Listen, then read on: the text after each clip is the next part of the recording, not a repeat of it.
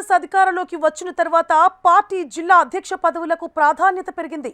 ఈ నేపథ్యంలో సూర్యాపేట జిల్లా కాంగ్రెస్ కమిటీ అధ్యక్ష పదవి రేసు రోజుకో మలుపు తిరుగుతూ స్థానిక రాజకీయాల్లో తీవ్ర ఉత్కంఠ రేపుతోందట. అధ్యక్ష రేసులోకి అనూహ్యంగా ఓ మహిళా ఎమ్మెల్యే వచ్చి చేరడమే ఇందుకు కారణం. అధ్యక్ష పీఠం తమ ఆధీనంలోనే ఉంటే జిల్లా రాజకీయాలను శాసించొచ్చని ఆ దంపతులు భావిస్తున్నారట. అందుకోసమే వ్యూహాత్మకంగా అధ్యక్ష రేసులోకి ఆ మహిళా ఎమ్మెల్యే వచ్చారా? ఇంతకు ఎవరా మహిళా ఎమ్మెల్యే? వారి వ్యూహం ఏంటి? What's the story? Suryapet DCC పీఠం ఫైట్ ఆసక్తిగా మారింది. దరఖాస్తు చేసుకున్న ఆ సభల్లో ముఖ్య నేతలు సైతం ఉండటం పోటీని మరింత తీవ్రతరం చేసింది. రాష్ట్ర రాజకీయాలతో పాటు ప్రభుత్వంలో కీ రోల్ పోషిస్తున్న వారు ఈ పదవిని ఆశిస్తున్న వారిలో ఉండటం చర్చనీయాంశంగా మారింది. ప్రస్తుత రైతు సంక్షేమ కమిషన్ సభ్యుడు, గతంలో డీసీసీ అధ్యక్షుడిగా పనిచేసిన చెవిటి వెంకన్న యాదవ్ మరోసారి ప్రెసిడెంట్ పీఠాన్ని దక్కించుకోవాలని గట్టి ప్రయత్నాలు చేస్తున్నారట. అలాగే Telangana tourism corporation chairman Patel Ramesh Reddy సైతం దరఖాస్తు చేసుకున్నారు. ముఖ్యమంత్రి రేవంత్ రెడ్డికి సన్నిహితుడిగా ఆయన ఈసారి డీసీసీ పదవిని లక్ష్యంగా చేసుకుని గట్టి ప్రయత్నాలు చేస్తున్నారట.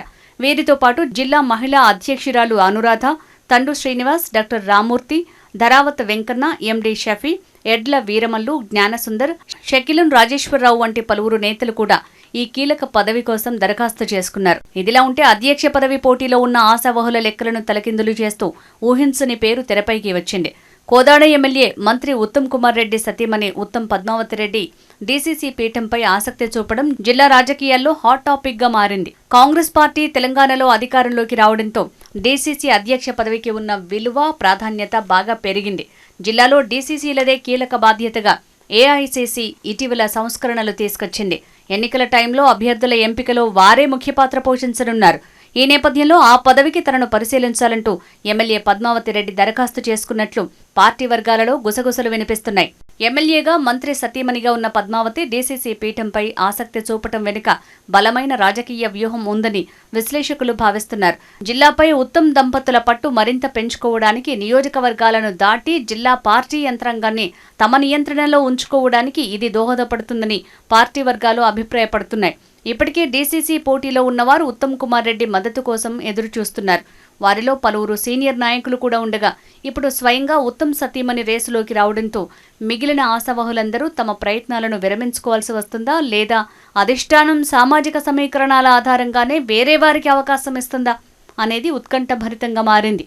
ఉత్తమ్ కుమార్ రెడ్డి సొంత నియోజకవర్గమైన హుజూర్ నగర్తో పాటు ఆయన కుటుంబ ప్రభావం ఉన్న కోదాడ నియోజకవర్గాలు కాంగ్రెస్ పార్టీకి కంచుకోటగా మారాయి.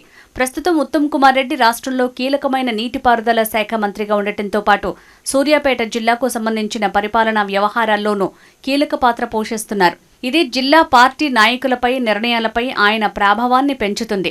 జిల్లా కాంగ్రెస్ అధ్యక్ష పదవి రేసులో ఆయన మాటే తుది నిర్ణయం అవుతుందని పార్టీ వర్గాలు భావిస్తున్నాయి.